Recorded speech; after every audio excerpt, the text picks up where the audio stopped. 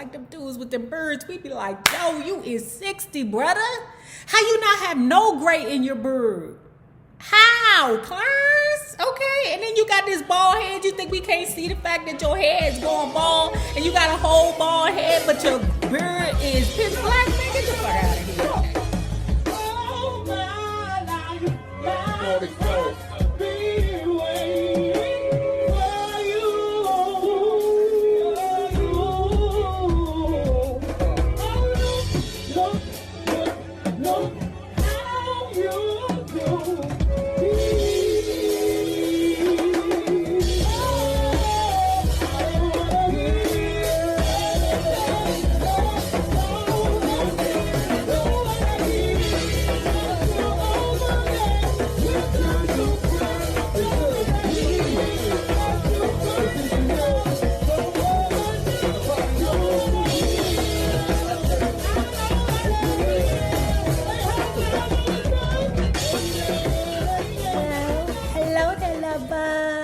Hello there, Bellas. If you have not already done so, please remember to like, share to Facebook, and subscribe, because it is so important to our success here on the YouTube. And if you are not already a part of our book club, please remember to hit the Patreon link below and or the join button here on the YouTube, and for a small monthly fee of $5.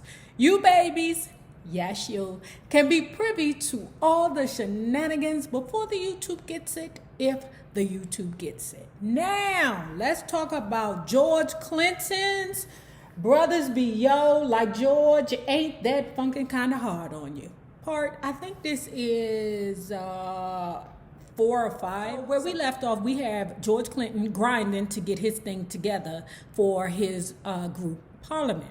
Okay, now in between time, he's at the barbershop. He was explaining the explosion of heroin, okay, and how it was everywhere and everybody was doing it, down to the young kids, skipping his generation and going up to the older cats. Because he said that the barbers in his shop and most of the barbers in the area didn't really mess with it. But from time to time, he would have patrons, or, you know, those people that come through that just want to sit and talk and antagonize, that would be in the barbershop nodding off. What he also has going on is that he has gotten his hands on $1.2 million worth of counterfeit bills. Now, it's a regular day, all right? Regular day. He ain't thinking nothing special going on, nothing, okay? Except for one of his regular patrons that he thought was a regular patron, okay, came in with a state trooper's uniform. Now, let me put that on hold and let me take it back, okay?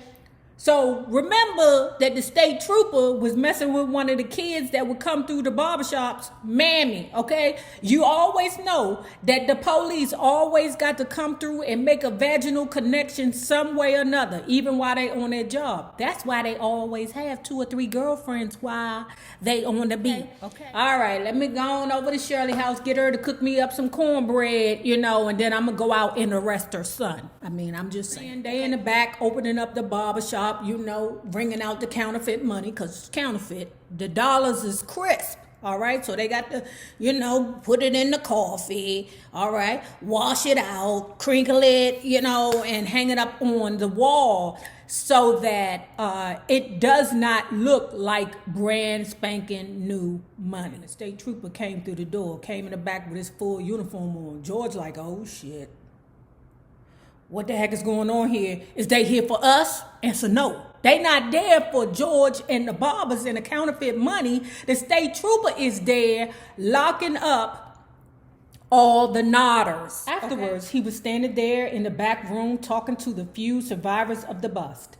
He had a soft spot for us because of what we were doing with the kids, letting them play music, giving them a safe place in the neighborhood. He glanced around at all the barbers and didn't look up at the money on the wall. Now, the trooper said to them, while not looking at all the counterfeit money and bills up against the wall, what he said to them was, word to the wise. I heard there's some funny money around here. If I was a person who knew something about that money, I would do myself a favor and get rid of it. Then he tipped his hat and went out the door. Right then and there, I started calling people and telling them to unload the money. Don't bring it around here, I said.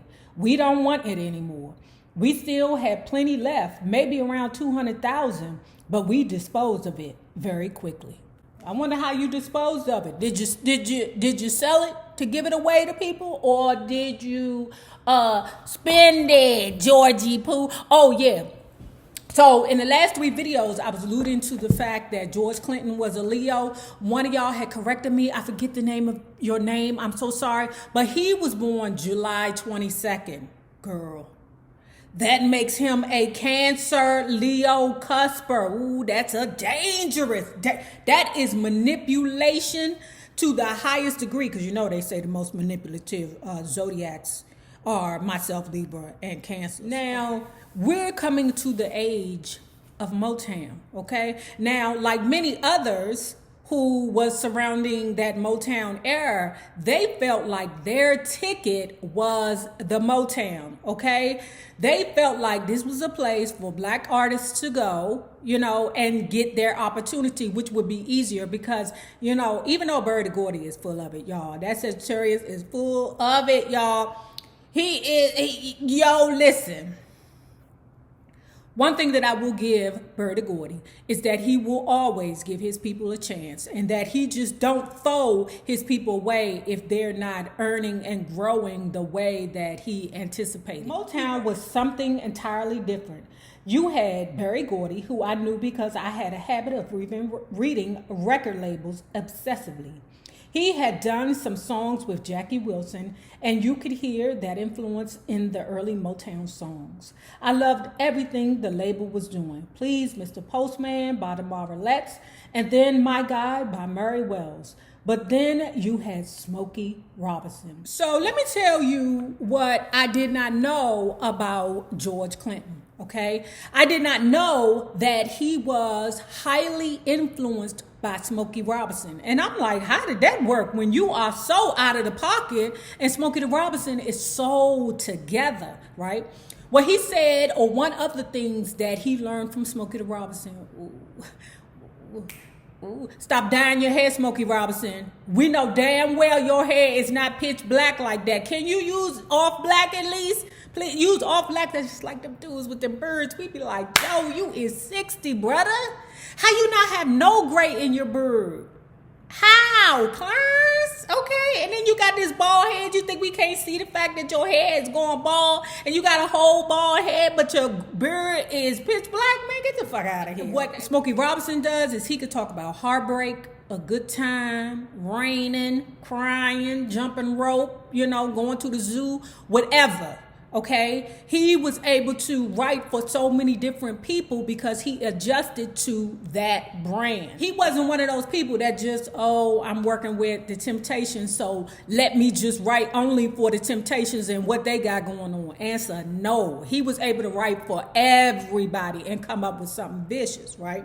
So that is something that I'm understanding now as to how he's able to work with so many different groups. Y'all told me that he had Parliament, P-Funk, the Brides of Frankenstein, or even the Brides of Funkacula, or something like that. But he was able to write for so many different groups underneath him because he was so vicious, like Smokey Robinson. My feelings about Smokey was more than love. I studied him. He was a hell of a songwriter, the slickest one around. He had tons of hooks, puns up the ass, but somehow managed to resolve everything within the song, like Good Times. Because you know they can resolve all problems in, 22 minutes on Good Times. But the only time that they couldn't resolve it is when JJ got shot. There was a to be continued or a part 2. Or was it JJ got VD? I remember that episode too. That was funny. But to call him a triple threat undersold him by half.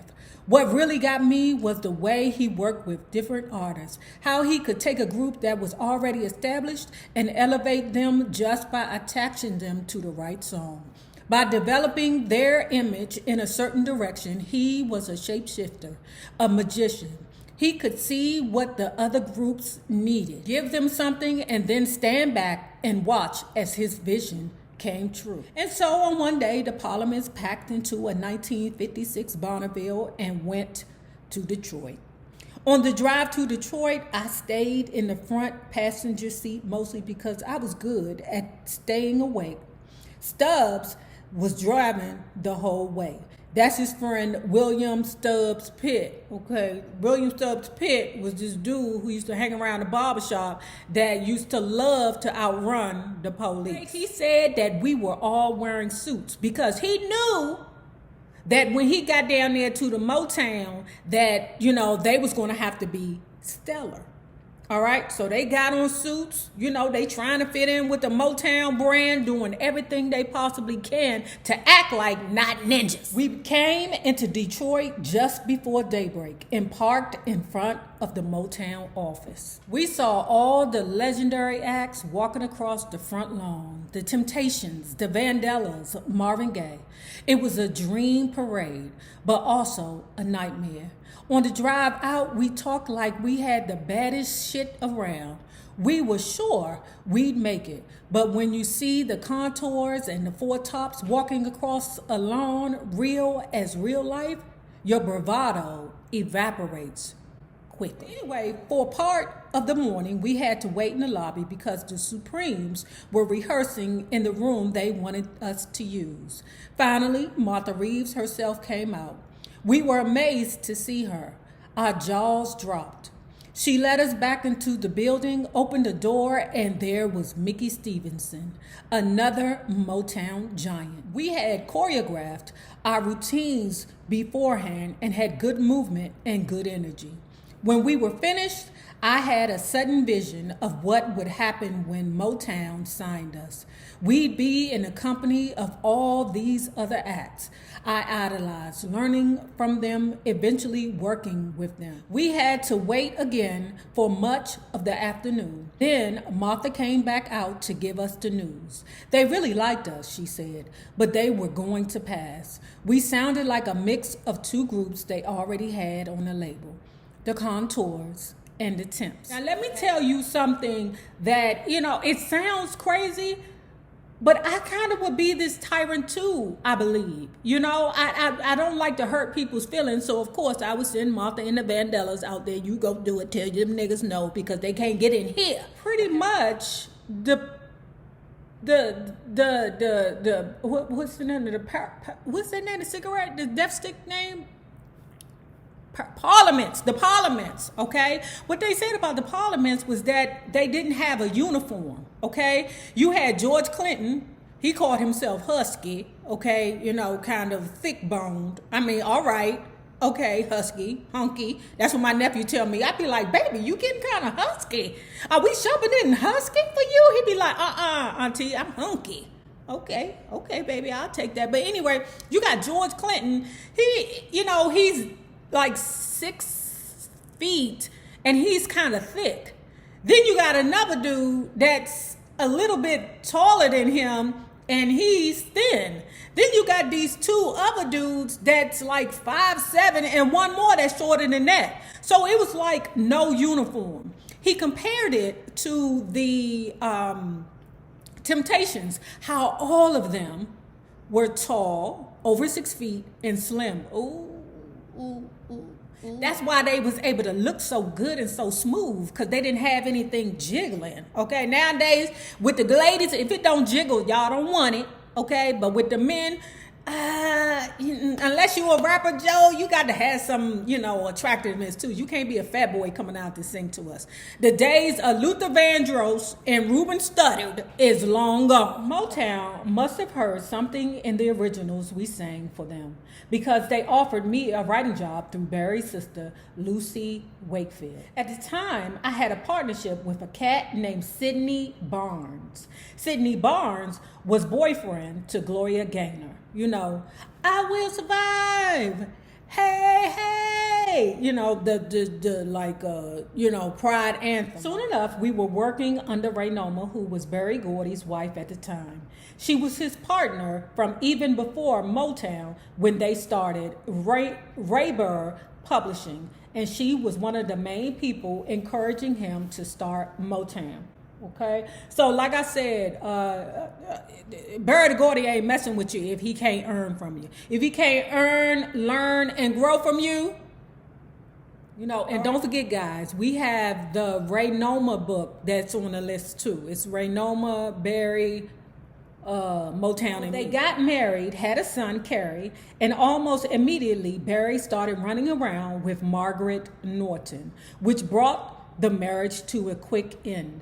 Berry and Margaret had a son too, Kennedy, who became better known as the musician Rockwell. Well, I be damned. He had a hit in the 80s called Somebody's Watching Me. You know the song. I always feel like somebody's watching me and I get no privacy. Whoa, I always feel like, with Michael Jackson singing in the background, and all he's doing is, I can't walk to the store, I got 2 feet on the floor, and da da da da da da. He ain't really do too much singing because he can't sing, but Michael Jackson sang the hook on the song. Ray and Berry stayed business partners, and in their hasty settlement, he took the record company and convinced her to move to New York to run the East Coast office for Jobet, their publishing company.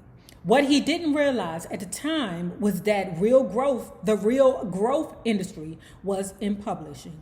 Ray was a publishing shark, very good at the business, very sharp, earned respect from everybody around. Screen Gems was one of the biggest in the business, but Jobet came in so hard and fast that soon you couldn't keep up with them. Despite the fact that Jobet was making money, they weren't current with the basic funds for the company's operation. Now, this is why I love Ray Noma. Ray Noma, shouts to La Vista. I don't know if you walking this earth or if you up in the heavens. You was timing up for that ninja, okay? She was timing up for that daggone Berry Gordy. Let me tell you what she did. So at the time, you have My Guy. Nothing you can do, 'cause I'm stuck like glue to my guy, my guy. That was a hit, okay? So because she down there still struggling with funds, she said, I know what to do. Okay, Berry got me around here, scuffling. Ain't offering no kind of financial help around there, even though the Jobet Publishing is a beast, but the money is not right. Okay, so she decided to press her a couple of copies of My Guy, okay, and started selling them blickers out the back of her truck. Okay, I'm like, oh yeah, strong jam. This is George Clinton's story. This is what he said, not what I said. Okay, but I don't doubt it. Okay, I do not doubt it, because we know that Berry Gordy is the type of man that get in his feelings. Okay, if you don't do things the way I want you to, then guess what? I'm going to take you down. We know this because he put a lot of his artists in the corner. Stay your ass over there in the corner. Okay, you got Ray Noma selling, the I guess you can call it the bootleg My Guy cut out the back of her trunk. George Clinton across the street. He ain't saying, hey girl, hey Ray Noma. Nothing. He just watching, because he seen a couple of men walk over to Ray Noma talking about they the FBI. FBI?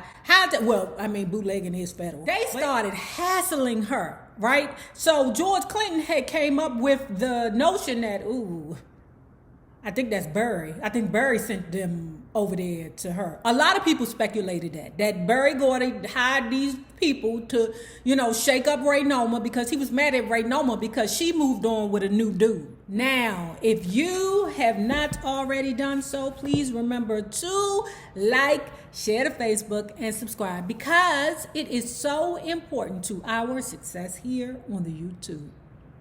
Now, remember this.